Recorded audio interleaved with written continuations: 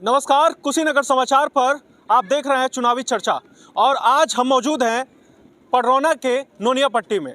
नोनिया पट्टी का अगर परिवेश देखा जाए तो यहाँ पर ज़्यादातर मुस्लिम आबादी है। तो ऐसे में आज हमने मुस्लिम आबादी का जानबूझ के चुनाव किया है ताकि पडरौना के राजनीति के हलचल में मुस्लिम क्या कुछ सोच पा रहे हैं, किस तरह का उनका डायरेक्शन जा रहा है, वो थोड़ा सा हम समझने की कोशिश कर रहे हैं। तमाम बातें हैं, तमाम तरह की चीज़ें कही जा रही हैं, लेकिन मुसलमानों की ज़िंदगी में क्या कुछ परिवर्तन हो पा रहा है, क्या कुछ सुधार हो पा रहा है, एजुकेशन की भी बात हम करेंगे। तो सीधे एक चाचा जी हैं, उनसे हम पूछ लेते हैं। चाचा जी, क्या हाल चाल है? ठीक है। तो अभी आजकल चुनावी मौसम में अलग अलग प्रत्याशी यहाँ पर आना भी शुरू कर दिए होंगे। हाँ। तो कौन कौन आ गया? सब लोग आ रहे हैं, सब लोग आ रहे हैं, सब पार्टी का। किस तरह की दावे किए जा रहे हैं, किस तरह की बातें कही जा रही है, क्या बातें ये लोग कह रहे हैं? वो तो जो आ रहा है, जोन पार्टी का कह रहा है हमको दीजिए, हमको सबको कह दे रहा है ठीक है ठीक है ठीक है। लेकिन यहाँ का वोट जो है 90% जाएगा साइकिल में। साइकिल पे जाएगा? साइकिल पे जाएगा। विक्रमा यादव? विक्रमा यादव। अच्छा, विक्रमा यादव को अभी देने सही वाले बात है। हैं? हाँ, सही बात है, हम भी देंगे। आपका क्या नाम है? हसन। हसन जी, क्या लगता है कि आपके जिंदगी में पार्टियां अलग अलग आई, एक समय सपा भी आया, एक समय भाजपा भी आया, बसपा का भी शासन रहा है, तो कौन सी पार्टी में सबसे अच्छा काल रहा है? अच्छा तो इहो रहल पार्टी, लेकिन कुछ तकलीफ हो गई आदमी के, है ना, कि आदमी बैठ कौन चीज के हो गए गइल बा? गरीब मजदूर। महंगाई ज़्यादा हो गया है, पेट्रोल डीजल ये सब ज़्यादा हो गया है। सपा का सरकार ठीक है, आएगा तो ठीक रहेगा। बदलाव जरूरी है। बदलाव जरूरी हो गया है। क्या लगता है अंकल जी, ये तमाम बातें कह रहे हैं कि मुफ्त में हम बिजली से लेके कई चीजें अलग अलग मैनिफेस्टो में सब बातें कह रहे हैं, लेकिन क्या लगता है कि जीतने के बाद से वो कितना उतर पाता कुछ नहीं मिल रहा है, कुछ नहीं मिल रहा है, बिल्कुल ये सब बकवास है। वो जो कह रहे हैं कि ये मिलेगा वो मिलेगा वो मिलेगा, सारा बकवास है। अरे पीछे कह करके आए हैं हाँ कि आपके खाते में 15 लाख रुपया आएगा, चोरों को पकड़ा जाएगा। भाग गया विजय माल्या, नीरव मोदी और चौकीदार साहब चौकीदारी करते रह गए। अभी 24,000 करोड़ का एक बैंक घोटाला भी सामने आया है, वो मुझे तो नहीं मालूम है वो। हाँ, और सब कुछ नहीं। तो जितनी भी पार्टियां आई, अच्छा सपा का भी काल रहा, तो सपा काल में कैसा कुछ रहा? सपा के काल में बहुत अच्छा लगा, बहुत अच्छा लगा। अखिलेश की सरकार जो आई, हमारा जहाँ तक अनुभव है, 72 साल का उम्र हमारा हुआ, आज तक हमने ऐसा मुख्यमंत्री नहीं देखा। बसपा का कैसा रहा? बसपा का भी अच्छा था। आप लोग पुराने हैं इसलिए नहीं, हम पूछ बसपा रहे का हैं। कार्यकाल भी अच्छा था। हाँ, बसपा का भी कार्यकाल अच्छा था, लेकिन हमें बहुत अच्छा लगा ये सपा की सरकार जो अखिलेश यादव किए, वो हमें बहुत अच्छा लगा। अच्छा, बसपा के काल में अंकल जी ये बताइए कि बसपा के काल में या फिर सपा के काल में क्या लगता है कि जो सरकार रहा, मुसलमानों पर कितना ध्यान दिया था? मुसलमानों पर तो वैसे चला आ रहा है, जब से सरकार आई है हम लोग तो हटी के हैं। हाँ, दूसरों को नौकरी दिया जाता है, हम लोगों को कोई नहीं देखता है। मगर जो है अभी जो है हम लोगों को 20 के बाद जो है हम चॉइस करेंगे किसको देना है। अच्छा, अभी 20 तारीख के बाद से ही डिसाइड कर पाएंगे? अभी तक अभी ऑब्जर्वेशन में ही है। बस। हाँ, तो इधर लोग कह रहे थे कि 90% जनसंख्या जो है वो सपा को दे रही है, तो अभी आप दूसरी बातें कह दी है कि 20 तारीख को ही डिसाइड होगा। हाँ, 20 तारीख। तो यहाँ पे अंशुमान बंका का भी थोड़ा सा हम नाम सुन रहे हैं कि अंशुमान बंका, बहुत सारे मुस्लिम भी कह रहे हैं कि अंशुमान बंका को हम लोग जिताएंगे, निर्दल प्रत्याशी यहाँ काम कर रहे हैं। इसी वजह से ये कह रहे हैं, इसी वजह से ये कह रहे हैं कि अभी हम 20 तक हम फासला लेंगे। ये है, चल रहा है, बहुत अच्छे प्रत्याशी हैं, कैंडिडेट है वो। हाँ, कोरोना के लिए एक नंबर सारे कैंडिडेटों से एक नंबर हो। जातिता नहीं है उनके अंदर, जातिता नहीं है, वो भाजपा से टिकट पाते हैं तो हम लोग मुसलमानों को उनको भी देते हैं। जैसे मौर्या को पिछला बार 10,000 वोट मुसलमानों ने दिया। अच्छा, तो मुसलमान यानी कि मतलब इस समय परिवेश बदल गया है, पार्टी नहीं देखता है, कैंडिडेट देखता है। कैंडिडेट कैंडिडेट बढ़िया जो है बढ़िया है वो। हाँ।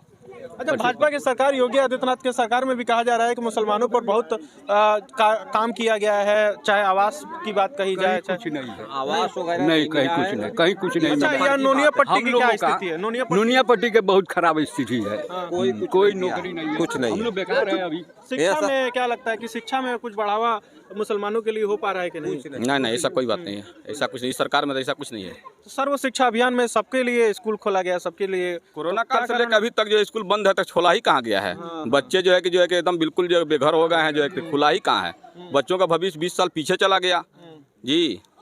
अच्छा, तो और भी बेसिक जो चीजें हैं, क्या लगता है कि किन मुद्दों पर ये सरकार नाकाम साबित हो रही है जिस पर सुधार करने की आवश्यकता है? जो 500 हम लोगों को मिल रहा था जी, ये अखिलेश का जमाने में वो तो काट तो दिया। अभी वृद्धा पेंशन आपको नहीं मिलता? नहीं मिलता है, कोई आपको भी नहीं नहीं मिलता है। सब काट के रख तो दिया। अभी वृद्धा पेंशन तो चालू है, लोग को चालू मिल रही है, कर रहे हैं हम लोग का, नहीं हो रहा है ना, बावजूद भी नहीं हो नहीं हो रहा है। हम लोग कागज बढ़ा रहे हैं, चबा जा रहे हैं, लोग काट दे रहे हैं। समाजवादी का पेंशन तो स्कीम कट ही गया। हाँ वो अब कट गया है, वो नहीं मिलता है।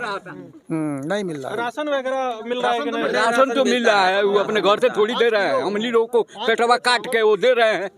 हाँ, 5 किलो चावल, 5 किलो गेहूं। लेकिन राशन का भी एक है कि वो मार्च तक ही फ्री है।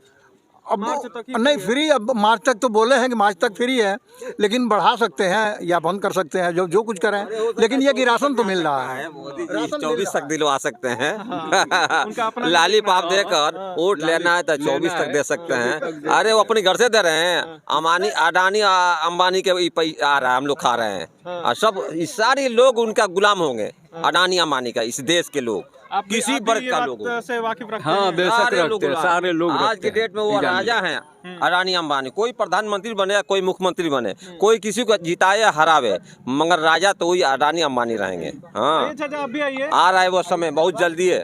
हाँ, सब गुलाम हो अच्छा, गए। अभी कुछ दिन पहले ये नोनियापट्टी गांव रहा, अब तो नगर में आ गया है, तो गांव से नगर आने में कुछ परिवर्तन हुआ कि यहाँ पे नगर पालिका कुछ काम हम कराती है कि? कराया था, वही 1 हफ्ता 10 दिन से बंद है। अच्छा, तो सफाई कर रहा था लेकिन अब बंद है। तो बाकी जो स्कीम है उसके बारे में कुछ वो सब मिल रहा है कि नहीं? नहीं मिल रहा है, कुछ नहीं मिल रहा है। अच्छा, सड़क वगैरह का कुछ निर्माण हुआ है नगर पालिका? नहीं हुआ है। अच्छा, तो क्या लगता है अंकल जी कि यहाँ पर जो अभी यहाँ पर बातें हुई कि ज़्यादातर लोग कह रहे थे विक्रमा यादव को हम देने वाले, फिर एक अंकल जी कह रहे थे कि 20 तारीख को हम लोग डिसाइड करेंगे, क्योंकि ज़्यादातर वोटर्स अब कहीं ना कहीं अंशुमान की तरफ भी शिफ्ट हो रहे हैं। नहीं, गलत बात है। वो तो हम भी कह देंगे ठीक है ठीक है, हाँ। लेकिन वोट यहाँ 90% विक्रमा यादव का जाएगा। हाँ। हाँ,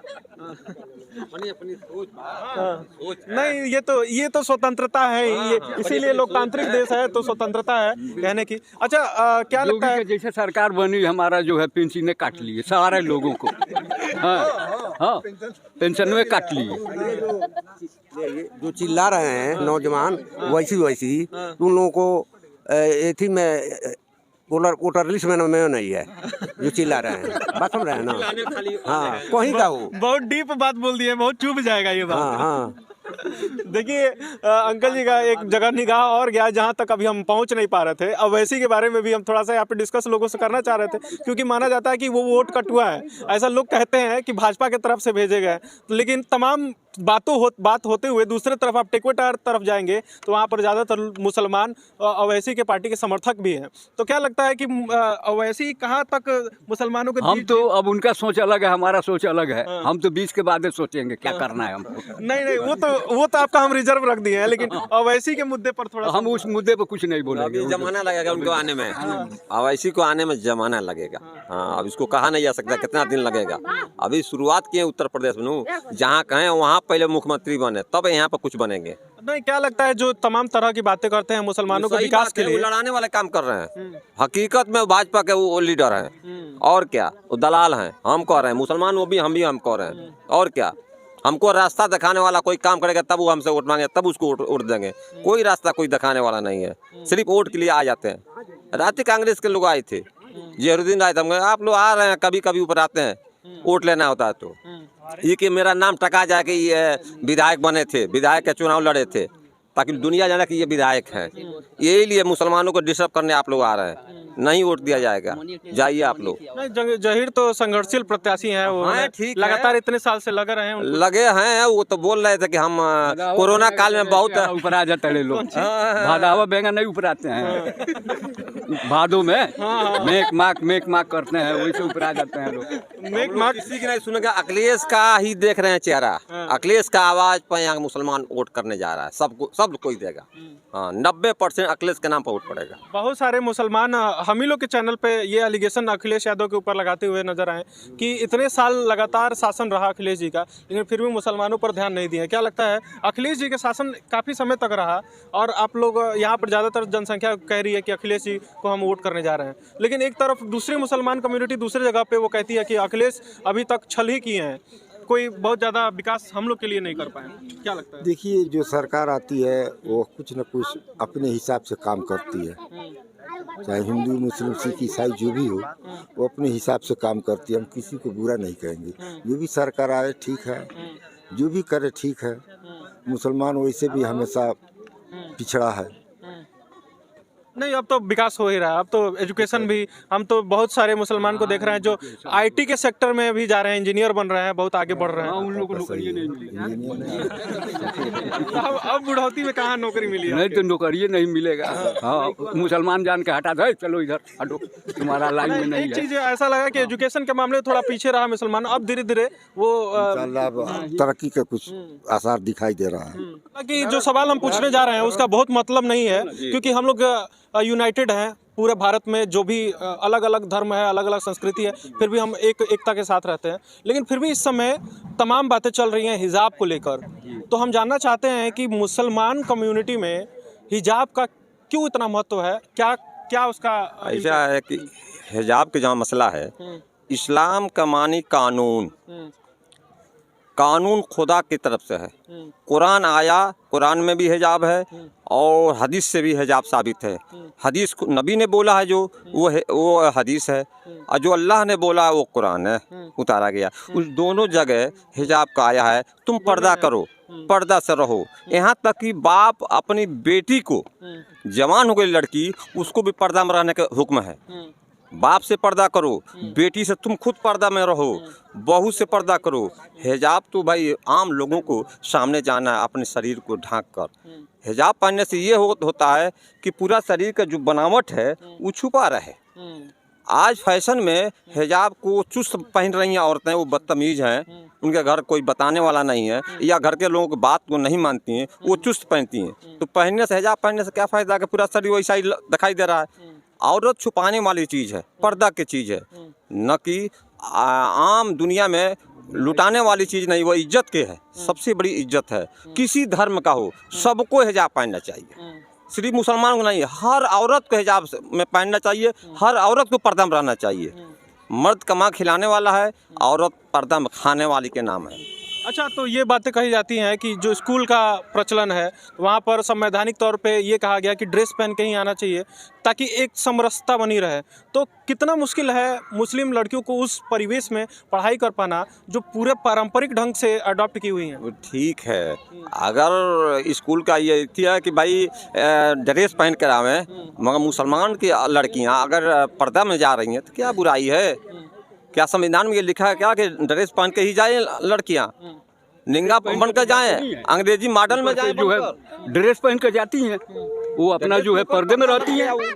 हिजाब लग गया, ड्रेस सही है, अंदर ड्रेस है, ऊपर से हिजाब लग गया, पर्दा हो गया शरीर का। अच्छा, ये भी बातें चर्चा का विषय है कि मुसलमान लड़कियां हिजाब पहनती हैं, पर्दे में रहती हैं, तो वो समाज का रूप नहीं धारण कर पाएंगी, या फिर आगे प्रगति, जैसे बड़े बड़े आईटी सेगमेंट में या फिर बड़े बड़े संस्थानों में, वहाँ भी कल्चर ऐसा होता है कि हिजाब पहन कर जाने की नहीं होती है, जहाँ पे काम करने का है, तो वहाँ पर प्रगति रुक जाएगा। नहीं, सुनिए, कुछ नहीं, बैंकिंग का काम है, हिजाब पानी है, चेहरा पर से हिजाब हटाकर और पूरा शरीर ढका रहे, हाथ से काम करना है, अकल से, आंख से सुनना है, कान से सुनना है, आंख से देखना है, कंप्यूटर चलाना है।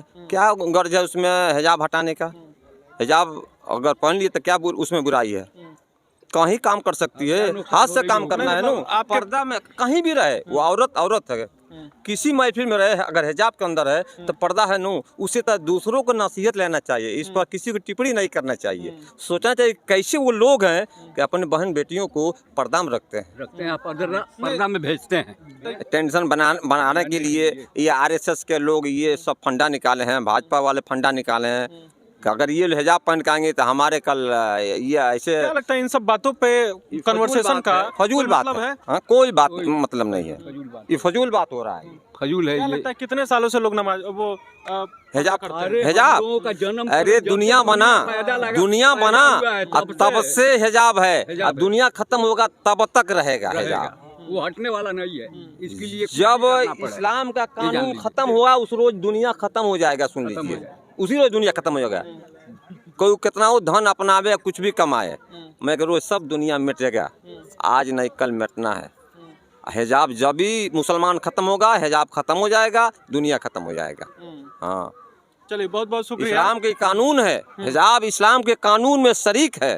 हाँ, अब हम ना अपना में, वो हमारी कमी है, हम ना अपना में इस्लाम के कानून को, मेरी कमियां हैं, उससे दुनिया को कोई नुकसान नहीं होने वाला। कहने का मतलब ये है सीधे शब्दों में कि इनके जो पवित्र ग्रंथ हैं कुरान, उसमें उल्लेखित है कि हिजाब पहनना, पर्दा करना महत्वपूर्ण है औरतों को, और इस वजह से ये अपने जीवन में उतार लिए हैं। लेकिन विकास की अगर बात कही जाए तो उसको भी कंपलसरी रखते हुए, क्योंकि इस मुद्दे पर बहुत ही पॉजिटिव डिस्कशन होना इसलिए ज़रूरी है क्योंकि बहुत सारे ऐसे परिवार हैं, बहुत सारी ऐसी लड़कियां हैं जो आगे पढ़ना चाहती हैं, लेकिन वो पर्दा प्रथा है जिसकी वजह से वो आगे बढ़ नहीं पाती हैं। लेकिन हिजाब को कानूनी मान्यता अगर मिली भी रहती है तो उनको आगे बढ़ने में कहीं ना कहीं सहूलियतें रहेंगी। तो इस पर भी विचार किया जाना जरूरी है कि ताकि उन लड़कियों के साथ वो जाति न हो।